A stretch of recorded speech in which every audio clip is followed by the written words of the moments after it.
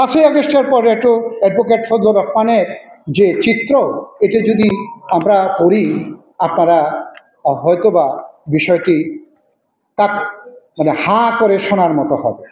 আমি কয়েকটি উদাহরণ দিচ্ছি। যেমন এলাকাবাসীর উপেক্ষা করে 5ই আগস্টের পরে এলাকাবাসীর সকল বাধা উপেক্ষা করে ইতনা অষ্টগ্রামের নদী থেকে প্রায় 18 কোটি টাকার বালু উত্তোলন করে বিক্রি করেছে।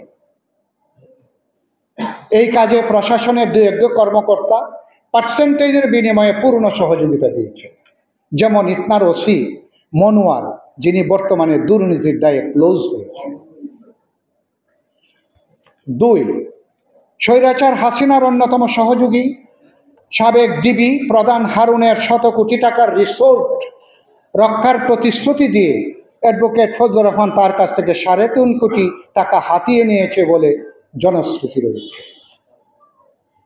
প্রেসিডেন্ট আব্দুল হামিদ সহ আওয়ামী লীগের বহু নেতাকর্মীদের বাড়িতে ভাঙচুর অগ্নিসংযোগ করা হলেও ডিবি হারুনের প্রেসিডেন্ট রিসোর্ট সহ বাড়িঘর সবকিছু এখনো অক্ষত আছে। পদ্মা সেতু, মেট্রো রেল এবং এলিভেটেড এক্সপ্রেসওয়ে নির্মাণের গর্বিত অংশীদার বসুন্ধরা সিমেন্ট। অ্যাডভোকেট ফজলুর রহমান সাহেব বক্তব্য দিতে গিয়া ইসলামের বিরুদ্ধে বলেন, ওয়াজ মাহফিলের কথা বলেন, ইসলামের বিরুদ্ধে কথা বলেন, জুলাই বিপ্লবের কথা বলেন, ফ্যাসিস্টের পক্ষে কথা বলেন, কিন্তু একটি সকলের সমালোচনা করলেও কুখ্যাত ডিবি হারুনের বিরুদ্ধে একটি কথা বলতে শোনা যায়নি। তাতে বিষয়টি জনমনে প্রশ্ন উঠেছে, কারণ কি?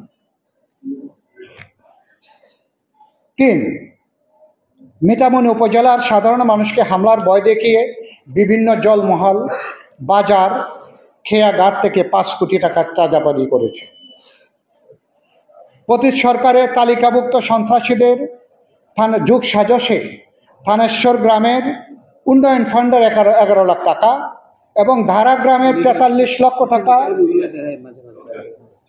আত্মসাৎ করেছে, যা ফজলুর রহমান এবং তার মনোনীত কথিত নেতাকর্মীরা এর পেছনে কাজ করছে। গরিব হাওরবাসী কি শান্তিতে থাকবে, না এলাকা ছেড়ে পার্বত্য চট্টগ্রামের অধিবাসী? এই বিচারের বার আজকের আমাদের উপরে, আপনাদের উপরে জনতা দাবি করে। ভারপ্রাপ্ত চেয়ারম্যানের দৃষ্টি আকর্ষণ করে।